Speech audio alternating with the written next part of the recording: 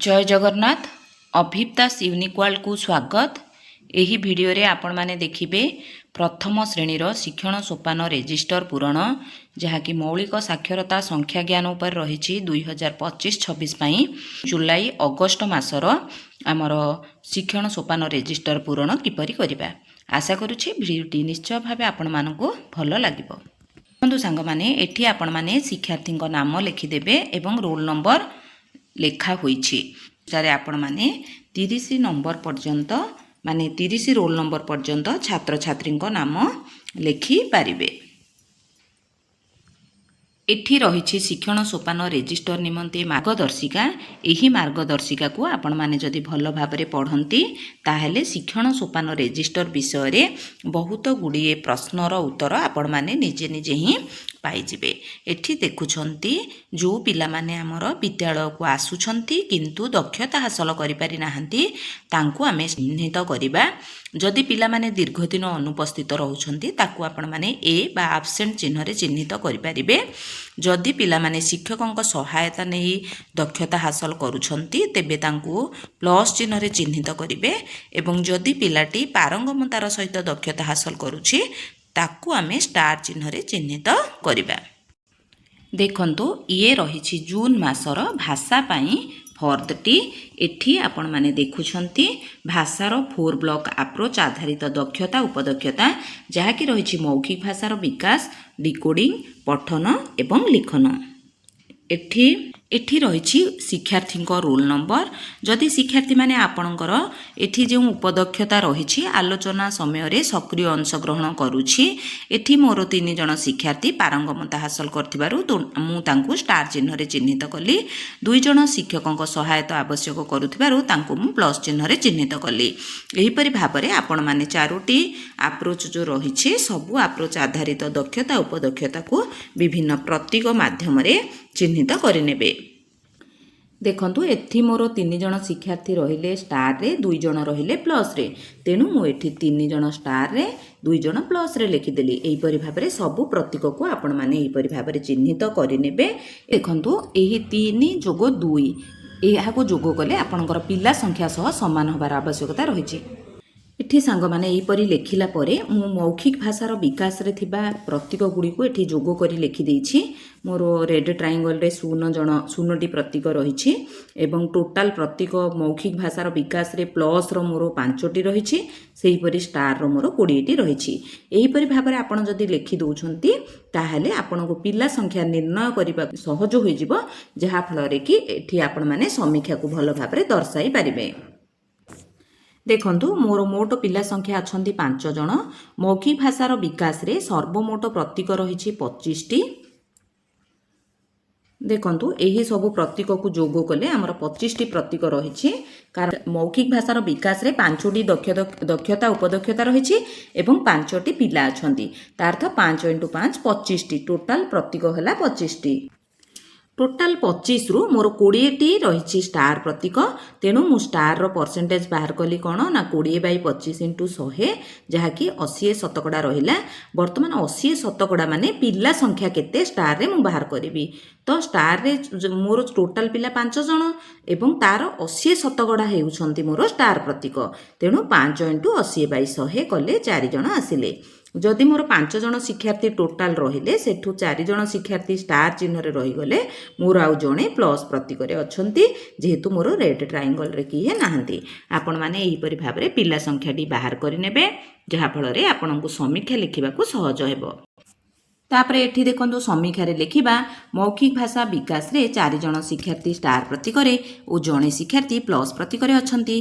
सेही परि डिकोडिंग रे देखंतु एठी रहला डिकोडिंग रे कौन है ना डिकोडिंग रे समस्त शिक्षार्थी स्टार प्रतीक रे अछंती। तापरे देखंतु पठन बोधगम्यता रे मोर 4 जण शिक्षार्थी स्टार प्रतीक रे एवं जणे शिक्षार्थी प्लस प्रतीक रे अछंती। तापरे लिखन दक्षता रे समस्त शिक्षार्थी स्टार प्रतीक रे अछंती। एठी तळे तारीख देछि मु 12/9/2025 पकेछि जून मास पई काहेकि ना हमर जेते बेले सेप्टेम्बर मासरे आमर एमसीएम होइथिला सेते बेले हमकु एही शिक्षण सोपान रेजिस्टर प्रदान कर जाइथिला। तेनु 12/9/2025 लिखिछि। आपण मानक विद्यालय रे जदि ଆଗରୁ ଦିଆଯାଇଥିବ ତାହେଲେ ଆପଣମାନେ ଜୁନ୍ ମାସ ଶେଷର ଡେଟ୍ ପକାଇ ପାରିବେ। ଏଠି ଶିକ୍ଷକ ଶିକ୍ଷୟିତ୍ରୀଙ୍କ ନାମ ଲେଖିବେ, ଏଠି ପ୍ରଧାନ ଶିକ୍ଷକ ସ୍ୱାକ୍ଷର କରିବେ। ତାପରେ ଏଠି ଦେଖୁଛନ୍ତି ଜୁନ୍ ମାସ ପାଇଁ କିଛି ଶିକ୍ଷଣ କୌଶଳ ଦେଇଛି। ଏହି କୌଶଳକୁ ଆଧାର କରି ଆପଣମାନେ ସେହି ମାସ ପାଇଁ ଶିକ୍ଷଣ କାର୍ଯ୍ୟ ପ୍ରସ୍ତୁତ କରିବେ। ଏବେ ଦେଖିବା ଆଗାମୀ କାର୍ଯ୍ୟ ଯୋଜନା।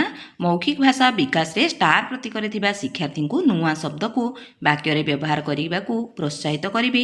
ପ୍ଲସ୍ ପ୍ରତୀକର ଶିକ୍ଷାର୍ଥୀଙ୍କୁ ଶବ୍ଦ ଖେଳ, ଗଳ୍ପ କଥନ, ଆଲୋଚନା ନିଜ ଭାଷାରେ କହିବା ପାଇଁ ସୁଯୋଗ ପ୍ରଦାନ କରିବି।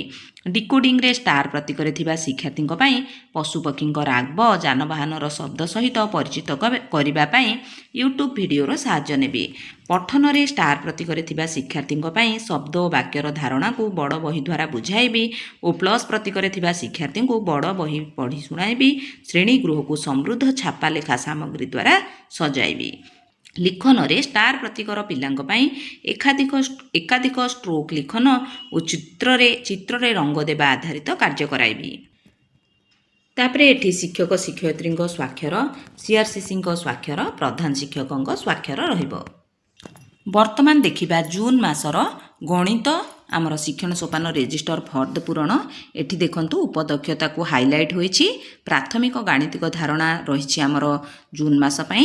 ଏଠି ରହିଲେ ରୋଲ୍ ନମ୍ବର, କେଉଁ ଦକ୍ଷତା ଉପଦକ୍ଷତାକୁ କିପରି ହାସଲ କରିଛନ୍ତି ତାକୁ ନେଇ ବିଭିନ୍ନ ପ୍ରତୀକରେ ଚିହ୍ନିତ କରିବେ। ଏଠି ପ୍ରତୀକ ଆଧାରରେ ଆପଣମାନେ ଏଠି ସଂକଳନଟିକୁ ଲେଖିନେବେ। ତାପରେ ସମୀକ୍ଷା ଲେଖିବେ। ପ୍ରାକ୍ ଗାଣିତିକ ଧାରଣାରେ ସମସ୍ତ ଶିକ୍ଷାର୍ଥୀ ଷ୍ଟାର ପ୍ରତୀକରେ ଅଛନ୍ତି। ଏଠି ପ୍ରାକ୍ ଗାଣିତିକ ଧାରଣା ଆଧାରିତ କିଛି ଶିକ୍ଷଣ କାର୍ଯ୍ୟ ଦେଇଛି, ଯାହାକୁ କି ଆପଣମାନେ ପିଲାମାନଙ୍କୁ ଅଭ୍ୟାସ କରାଇ ନେବେ। ତଳେ ତାରିଖ, ତାପରେ ଶିକ୍ଷକ ଶିକ୍ଷୟିତ୍ରୀଙ୍କ ସ୍ୱାକ୍ଷର, ତାପରେ ମୋଟ ପିଲା ସଂଖ୍ୟା ପକାଇ ନେବେ। ତାପରେ ଏଠି ଆପଣମାନେ ଦେଖୁଛନ୍ତି ପ୍ରାକ୍ ଗାଣିତିକ ଧାରଣାରେ ଷ୍ଟାର ପ୍ରତୀକରେ ଥିବା ଶିକ୍ଷାର୍ଥୀଙ୍କୁ ଚିତ୍ରଖଣ୍ଡକୁ ଯୋଡ଼ି ପୂର୍ଣ୍ଣ ଚିତ୍ର ପ୍ରସ୍ତୁତ କରିବାକୁ ଦେବି। ପରିବେଶରେ ଉପଲବ୍ଧ ବାସ୍ତବ ବସ୍ତୁକୁ ବ୍ୟବହାର କରି ଆକାର ଆକୃତି ଅନୁସାରେ ବର୍ଗୀକରଣ କରିବାକୁ ଦେବି। ଇଏ ରହିଛି ଆଗାମୀ କାର୍ଯ୍ୟ ଯୋଜନା। ବର୍ତ୍ତମାନ ଆମେ ଦେଖିବା ଶେଷ ପୃଷ୍ଠାରେ ଥିବା ଆମ ପ୍ରଗତି ଆମ ପଦକ୍ଷେପ, ଯାହାକି ଜୁନ୍ ମାସ ପାଇଁ ରହିଛି। ଶିକ୍ଷାର୍ଥୀଙ୍କ ଭାଷା ଜ୍ଞାନ ଦକ୍ଷତାର ଶୈକ୍ଷିକ ପ୍ରଗତି ନିମନ୍ତେ ଗଳ୍ପ କଥନ, ପଶୁପକ୍ଷୀଙ୍କ ରାବ, ବଡ଼ ବହିର ବ୍ୟବହାର, ଷ୍ଟ୍ରୋକ୍ ଲିଖନର କାର୍ଯ୍ୟଫଳ ପ୍ରଦାନ କରିବି ଓ କାର୍ଯ୍ୟ କରିବାକୁ ଉତ୍ସାହିତ କରିବି। ତାପରେ ଶିକ୍ଷାର୍ଥୀଙ୍କ ସଂଖ୍ୟା ଜ୍ଞାନ ଦକ୍ଷତାର ଶୈକ୍ଷିକ ପ୍ରଗତି ନିମନ୍ତେ ଖଣ୍ଡ ଚିତ୍ରକୁ ଯୋଡ଼ି ପୂର୍ଣ୍ଣଚିତ୍ର କରିବା, ବାସ୍ତବ ବସ୍ତୁର ବ୍ୟବହାର କରି ଶିକ୍ଷାଦାନ ଦେବି। ଏହା ଥିଲା ଜୁନ୍ ମାସ ପାଇଁ। ବର୍ତ୍ତମାନ ଆମେ ଦେଖିବା ଜୁଲାଇ ମାସର ଶିକ୍ଷଣ ସୋପାନ ରେଜିଷ୍ଟର ପୂରଣ। ଦେଖନ୍ତୁ ଇଏ ରହିଛି ଜୁଲାଇ ମାସର ଭାଷା। ଆପଣମାନେ ଏଠି ରହିଛି 4 ବ୍ଲକ୍ ଆପ୍ରୋଚ୍ର ଦକ୍ଷତା ଉପଦକ୍ଷତା। ଆପଣମାନେ ନିଜ ପିଲାଙ୍କୁ ଦେଖି ରୋଲ୍ ନମ୍ବର ଆଧାରରେ କେଉଁ ପିଲା କେଉଁ ପ୍ରତୀକରେ ରହୁଛନ୍ତି ତାହା ଭଲ ଭାବରେ ଚିହ୍ନିତ କରିନେବେ ପ୍ରତି ଦକ୍ଷତା ଉପଦକ୍ଷତାର ପାର୍ଶ୍ୱରେ। ତାପରେ ଆପଣଙ୍କର ପ୍ରତୀକକୁ ଦେଖି ଏଠି ପୁଣି ପ୍ରତୀକରେ କେଉଁ ପ୍ରତୀକରେ କେତେଜଣ ଶିକ୍ଷାର୍ଥୀ ରହିଛନ୍ତି ତାକୁ ଲେଖିନେବେ। ଏହିପରି ଭାବରେ ଆପଣ ଶେଷ ପର୍ଯ୍ୟନ୍ତ ଲେଖିନେଲା ପରେ ପିଲା ସଂଖ୍ୟା ନିର୍ଣ୍ଣୟ କରିବେ। କେତେଜଣ ପିଲା ଆପଣଙ୍କର କେଉଁ ଦକ୍ଷତାରେ ରହିଲେ, ଯାହାକି ମୁଁ ଜୁନ୍ ମାସର ଆମର ଯେଉଁ ଫର୍ଦ୍ଦ ପୂରଣ କରିବା ସମୟରେ କହିନେଇଛି। ଆପଣମାନେ ଚାହିଁଲେ ଟିକେ ବେକ୍ କରି ଏହାକୁ ଦେଖିନେବେ କିପରି ବାହାର କରିବେ ପିଲା ସଂଖ୍ୟା। ତାପରେ ଆମର ସମୀକ୍ଷା ଲେଖିବେ। ମୌଖିକ ଭାଷା ବିକାଶରେ 3 ଜଣ ଶିକ୍ଷାର୍ଥୀ ଷ୍ଟାରରେ, 1 ଜଣ ଶିକ୍ଷାର୍ଥୀ ପ୍ଲସ୍ରେ ଏବଂ ଜଣେ ଶିକ୍ଷାର୍ଥୀ ରେଡ୍ ଟ୍ରାଇଙ୍ଗଲରେ ଅଛନ୍ତି। ଡିକୋଡିଂରେ 5 ଜଣ ଶିକ୍ଷାର୍ଥୀ ଷ୍ଟାର ପ୍ରତୀକରେ ଅଛନ୍ତି।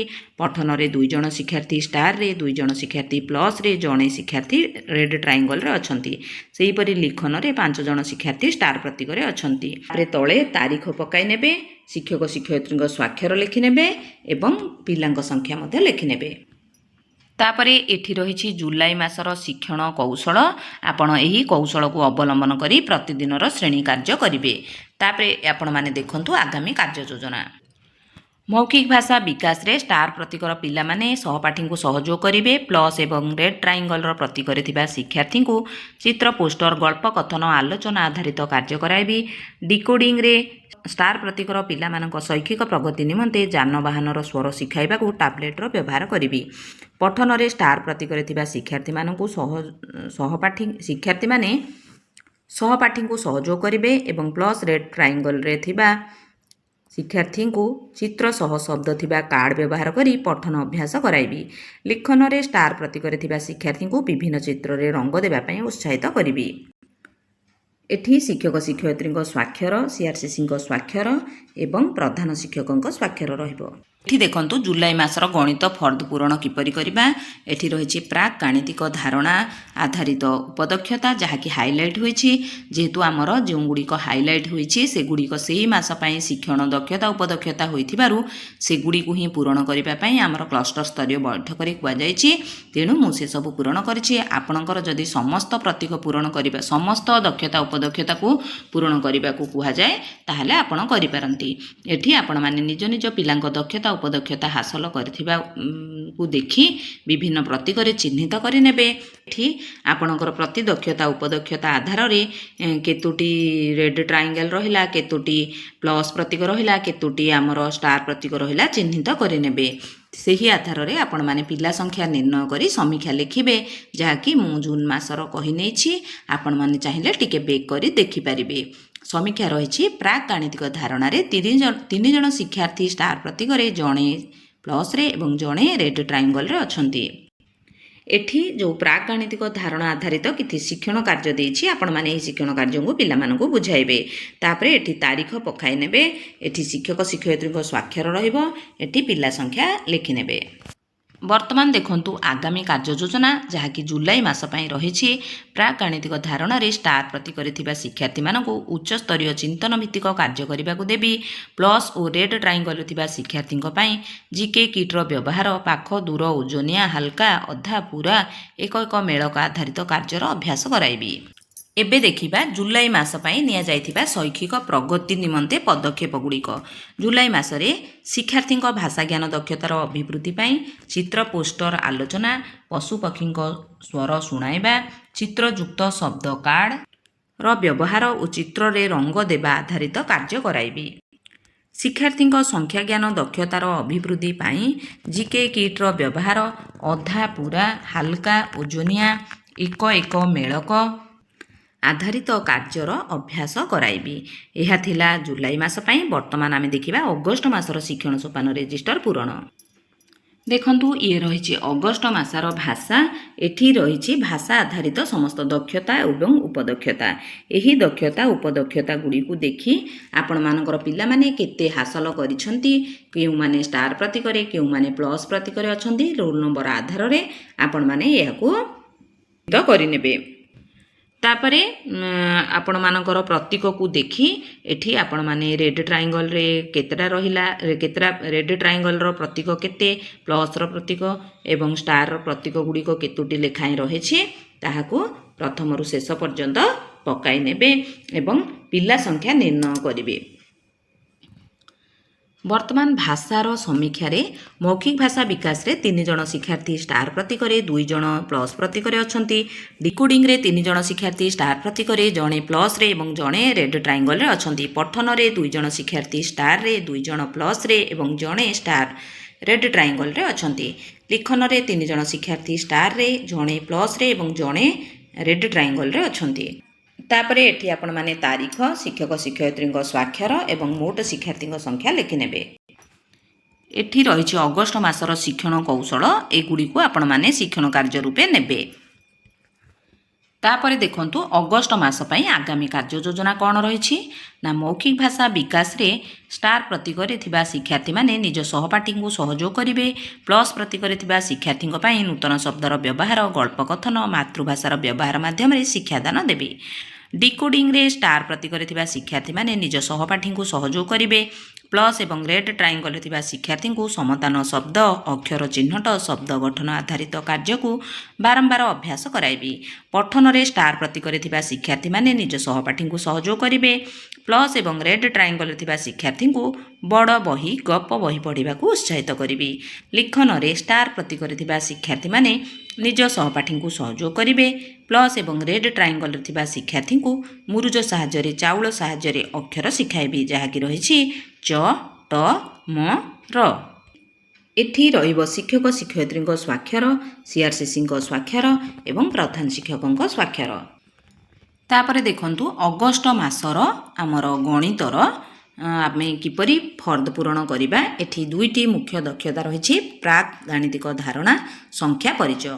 ଉକ୍ତ ଆଧାରିତ ଆମର ଉପଦକ୍ଷତା ଗୁଡ଼ିକୁ ହାଇଲାଇଟ୍ କରାଯାଇଛି। ଆମର କ୍ଲଷ୍ଟରରେ ଯେହେତୁ ହାଇଲାଇଟ୍ ହୋଇଥିବା ଅଂଶଗୁଡ଼ିକୁ ହିଁ ମାର୍କିଂ କରିବାକୁ କୁହାଯାଇଛି, ତାକୁ ଆମେ ବିଭିନ୍ନ ଚିହ୍ନରେ ଚିହ୍ନିତ କରିଛୁ। ଆପଣମାନେ ମଧ୍ୟ ନିଜ ଶିକ୍ଷାର୍ଥୀ ହାସଲ କରିଥିବା ଦକ୍ଷତା ଉପଦକ୍ଷତାକୁ ଆଧାର କରି ବିଭିନ୍ନ ପ୍ରତୀକରେ ଚିହ୍ନିତ କରିନେବେ। ଏଠି ରହିଛି ସଂକଳନ, କେଉଁ ପ୍ରତୀକ କେତୋଟି ରହିଛି ଆପଣମାନେ ଏଠି କାଉଣ୍ଟ କରି ଲେଖିନେବେ। ତାପରେ ଏଠି ଲେଖିବେ ସମୀକ୍ଷା। ପ୍ରାକ୍ ଗାଣିତିକ ଧାରଣାରେ 4 ଜଣ ଶିକ୍ଷାର୍ଥୀ ଷ୍ଟାର ପ୍ରତୀକରେ, ଜଣେ ପ୍ଲସ୍ରେ ଅଛନ୍ତି। ସଂଖ୍ୟା ପରିଚୟରେ 4 ଜଣ ଶିକ୍ଷାର୍ଥୀ ଷ୍ଟାର ପ୍ରତୀକରେ ଏବଂ ଜଣେ ପ୍ଲସ୍ ପ୍ରତୀକରେ ଅଛନ୍ତି। ଏଠି ରହିଛି ସେହି ମାସ ପାଇଁ ଦିଆଯାଇଥିବା ଶିକ୍ଷଣ କାର୍ଯ୍ୟଗୁଡ଼ିକର କିପରି କରିବେ ତାର ନମୁନା। ଏହିପରି ଆଧାରରେ ଆପଣମାନେ ବିଦ୍ୟାଳୟରେ ଶିକ୍ଷଣ କାର୍ଯ୍ୟ କରିବେ। ତାରିଖ ପକାଇ ନେବେ, ଶିକ୍ଷକ ଶିକ୍ଷୟିତ୍ରୀଙ୍କ ସ୍ୱାକ୍ଷର ଲେଖିନେବେ ଏବଂ ମୋଟ ପିଲା ସଂଖ୍ୟା ମଧ୍ୟ ଲେଖିନେବେ। ଏବେ ଦେଖିବା ଅଗଷ୍ଟ ମାସ ପାଇଁ ଗଣିତର ଆଗାମୀ କାର୍ଯ୍ୟ ଯୋଜନା କ'ଣ ରହିଛି। ପ୍ରାକ୍ ଗାଣିତିକ ଧାରଣାରେ ଷ୍ଟାର ପ୍ରତୀକରେ ଥିବା ଶିକ୍ଷାର୍ଥୀମାନେ ନିଜ ସହପାଠୀଙ୍କୁ ସହଯୋଗ କରିବେ। ପ୍ଲସ୍ ଏବଂ ରେଡ୍ ଟ୍ରାଇଙ୍ଗଲରେ ଥିବା ଶିକ୍ଷାର୍ଥୀଙ୍କୁ ସ୍ଥାନୀୟ ମାନ ଓ ଜିକେ କିଟ୍ର ବ୍ୟବହାର କରି ଡେଙ୍ଗା, ଗେଡ଼ା, ଦ୍ୱିମାତ୍ରିକ, ତ୍ରିମାତ୍ରିକ ଆକୃତି ଚିହ୍ନଟ ଆଦି କାର୍ଯ୍ୟକୁ ଅଭ୍ୟାସ କରାଇବି।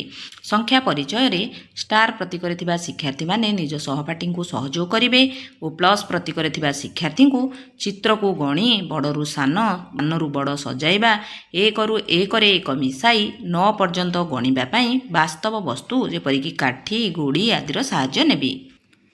ଏଠି ରହିବ ଶିକ୍ଷକ ଶିକ୍ଷୟିତ୍ରୀଙ୍କ ସ୍ୱାକ୍ଷର, CRCCଙ୍କ ସ୍ୱାକ୍ଷର ଏବଂ ପ୍ରଧାନ ଶିକ୍ଷକଙ୍କ ସ୍ୱାକ୍ଷର। ତାପରେ ଏଠି ଦେଖନ୍ତୁ ଆମ ପ୍ରଗତି ଆମ ପଦକ୍ଷେପ, ଯାହାକି ଅଗଷ୍ଟ ମାସ ପାଇଁ ରହିଛି। ଶିକ୍ଷାର୍ଥୀଙ୍କ ଭାଷାଜ୍ଞାନ ଦକ୍ଷତାର ଶୈକ୍ଷିକ ପ୍ରଗତି ନିମନ୍ତେ ନୂତନ ଶବ୍ଦର ବ୍ୟବହାର, ଶବ୍ଦ ଗଠନ, ଗପ ବହି ପଠନ, ମୁରୁଜ ସାହାଯ୍ୟରେ ଚ, ଟ, ର, ମ ଅକ୍ଷର ଲିଖନ ଆଧାରିତ କାର୍ଯ୍ୟ କରାଇବି। ଶିକ୍ଷାର୍ଥୀଙ୍କ ସଂଖ୍ୟାଜ୍ଞାନ ଦକ୍ଷତାର ଶୈକ୍ଷିକ ପ୍ରଗତି ନିମନ୍ତେ ଚିତ୍ର ଦେଖାଇ ଘଟଣା ସମ୍ବନ୍ଧରେ ନିଜସ୍ୱ ମତ ପ୍ରଦାନ କରିବା, ଦ୍ୱିମାତ୍ରିକ, ତ୍ରିମାତ୍ରିକ ବସ୍ତୁ ଅଙ୍କନ, ବାସ୍ତବ ବସ୍ତୁ ସାହାଯ୍ୟରେ 1ରେ 1 ମିଶାଇ 9 ପର୍ଯ୍ୟନ୍ତ ଗଣିବା ଆଦି କାର୍ଯ୍ୟ କରାଇବି। ତାପରେ ଦେଖନ୍ତୁ ସାଙ୍ଗମାନେ, ଶେଷରେ ଅଛି ବାରମ୍ବାର ପଚରା ଯାଉଥିବା ପ୍ରଶ୍ନ। ଏହାକୁ ଆପଣମାନେ ପଢ଼ିଲେ ଆପଣଙ୍କ ମନରେ ଥିବା ସମସ୍ତ ଦ୍ୱନ୍ଦ୍ୱ ଦୂର ହୋଇଯିବ। ଏହାକୁ ତେଣୁ ଭଲ ରୂପେ ଆପଣମାନେ ପଢ଼ିନେବେ। ତେଣୁ ଆପଣମାନେ ଦେଖୁଥିଲେ ପ୍ରଥମ ଶ୍ରେଣୀର ଜୁନ୍, ଜୁଲାଇ, ଅଗଷ୍ଟ ମାସର ଭାଷା ଏବଂ ସଂଖ୍ୟା ଜ୍ଞାନର ଶିକ୍ଷଣ ସୋପାନ ରେଜିଷ୍ଟର ପୂରଣ। ଯଦି ମୋ ଭିଡ଼ିଓଟି ଆପଣମାନଙ୍କୁ ଭଲ ଲାଗିଥାଏ, ଦୟାକରି ଭିଡ଼ିଓକୁ ଲାଇକ୍ କରିବେ, ଶିକ୍ଷକ ବନ୍ଧୁମାନଙ୍କୁ ସେୟାର କରିବେ, ମତାମତ କମେଣ୍ଟ ମାଧ୍ୟମରେ ଦେବେ। ଯେଉଁ ବନ୍ଧୁମାନେ ମୋ ଚ୍ୟାନେଲରେ ନୂଆ ଅଛନ୍ତି ନିଶ୍ଚୟ ଭାବେ ସବସ୍କ୍ରାଇବ୍ କରିବାକୁ ଅନୁରୋଧ ରହୁଛି। ଧନ୍ୟବାଦ। ଜୟ ଜଗନ୍ନାଥ।